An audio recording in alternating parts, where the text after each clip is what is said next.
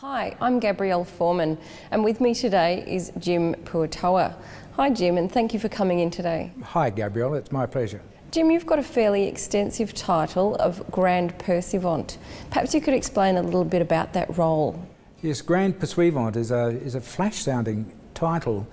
It derives from the French word Pursuivant, which means follower. And in heraldic terms, the Pursuivant is the one who follows the herald in a parade or into battle.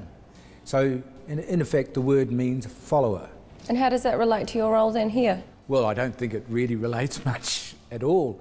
The Grand Pursuivant, as in Freemasons Victoria Grand Lodge ceremonial team, is really the team, they call him the team secretary, but he is really the team manager. He organises all events that our Grand Lodge ceremonial team is involved in. I need to explain that all our lodges throughout Victoria, each year when we change over the officers of the lodge, it's done with grand pomp and ceremony, and it uses a Grand Lodge ceremonial team to carry out that particular occasion. And what led you to joining Freemasonry? Interesting question. It was 1995 and I was under contract to work in Telstra, and I worked with two men that I got to know quite well. One was Dennis Frankel, who was immigrated from South Africa, and the other was Ross Pettikin. Now, these guys, as I say, I spent quite a bit of time because we were working on the same project, and I found them to be quite interesting men because they had some very interesting philosophies which they shared with me. Now later, it was in 1996, so we'd been working together for about 12 months. I was invited to a Freemasons ladies' night, which I found rather strange. I thought Freemasons was a men's organisation. Anyway, I spoke to my wife Eleanor and we went along, had an absolutely fantastic time, and indeed all the other men that were there and their wives ensured we had a great time, and they were all very, very nice people. It was about 7 months later I actually took my first step and became a Freemason. The interesting thing though was when I found that these guys were Freemasons, my own very strong Catholic background caused me to sit up a bit and perhaps take note, and I was more than a little worried because in where I came from my very strict Catholic upbringing, the two would have appeared to be inconsistent with each other or mutually exclusive. But I found these guys were really nice guys, and I thought, well, I need to look at this myself. Okay.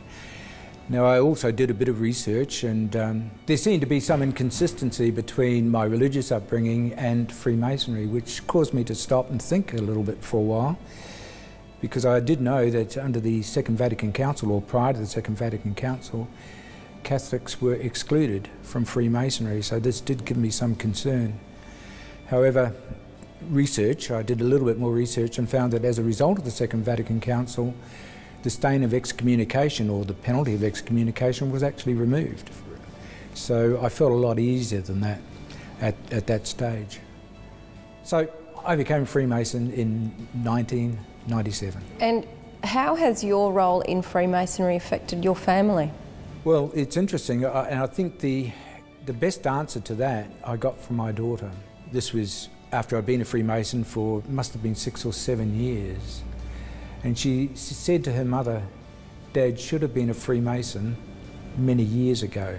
He doesn't shout at us so often these days. He seems to be more understanding and prepared to listen more than he did prior to him becoming a Freemason." I think that's what she was saying, that perhaps I was a little bit better of a dad than I used to be.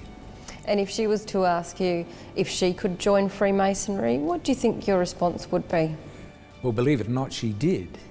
She did ask if she could join Freemasonry. And I explained to her that women have organisations that only women can join, like the Country Women's Institute, for example, and we respect that.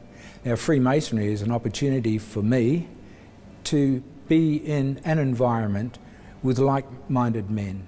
I was also then had to go on and explain to her why, and that really in Freemasonry one of the things we try to do, in fact the main thing we try to do, is help men become better men. And by becoming better men, they then become better husbands, we hope, better fathers, better members of society. So Jim, if a prospective new member was to join, what do you think they'd expect in their first year? What I discovered with Freemasonry, and I would expect anybody who is joining would discover, is that for one night a month you get time to yourself without having to worry about your family, without having to worry about your job.